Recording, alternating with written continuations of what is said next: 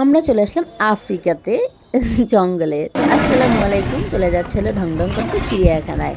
আর দেখতে পাচ্ছেন পুরো বসন্ত চলে আসছে। এই তো আমি পুরো একদম বসন্তে চলে এসেছি, এরকম একটা ভাব নিয়ে চলে আসছি চিড়িয়াখানায় ঘোরার জন্য বাচ্চাদের নিয়ে। আর চিড়িয়াখানা আমাদের আসা হয় না, আমার কাছে প্রচুর গন্ধ লাগে।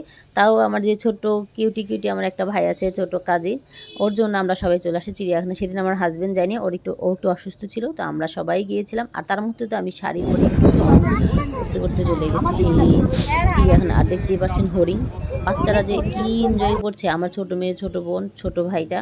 তো আমরা এখানে সবাই চলে গেছিলাম, আমার মা, আমার কাকি, আমার বোন, আমরা মিলে ঘোরার জন্য চিড়িয়াখানা। আর চিড়িয়াখানা এই জায়গাটা যাওয়ার সময় আমার নাকের মধ্যে সবার আগে গন্ধ লাগে বানরের। তো কার কার চিড়িয়াখানা গেলে গন্ধ গন্ধ গন্ধ, আমার কেন জানি গন্ধ গন্ধ লাগে। তো এই দেখতেই পাচ্ছেন কি সুন্দর। আর চিড়িয়াখানায় বলবো কি, এটা হলো ময়ূর। চিড়িয়াখানায় আগের মতন প্রাণীই নেই। চিড়িয়াখানা প্রতিবারই বলি যে যাবো না যাবো না যাবো না, তাও যাওয়া হয়। আর আমি অনেক কিছুরে ভয় পাই, যেমন সাপ নিশ্চয়ই আমি আমি আমার ভিডিওতে দিইনি, আমার সাপের প্রচুর। অনেক পশু পাখি অনেক কম চিড়িয়াখানাতে, নাই বলতে নাই একদম। এরা নাকি গরু, কী বলে একটা, যাই হোক গরু।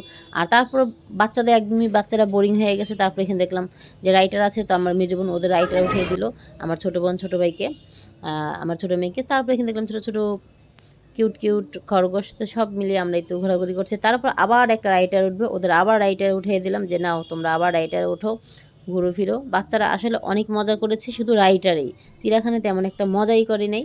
আমার চিড়িয়াখানা ভালো লাগে না, প্রতিবারই বলি যে চিড়িয়াখানা যাবো না যাবো না যাবো না, তাও চলে যাই চিড়িয়াখানায়, কারণ বাচ্চাদের জন্য যাওয়া লাগে মাঝে মধ্যে। তো এই তো ওদের রাইটার বলেছিলাম যে সময় থাকলে একটু বাহিরে আসলে তামান্না থেকে ঘুরে নিয়ে আসবো, আমার কাছে একদমই ভালো লাগে না। এই যে দেখতে পাচ্ছেন আমার বোন, আমার সবাই মিলে ঘুরছে, তার বাসায় চলে যাচ্ছি। ভালো থাকবেন, সুস্থ থাকবেন, সবাই দোয়া করবেন। আল্লাহ হাফিজ। ভালো লাগলে শেয়ার করে পাশে থাকবেন।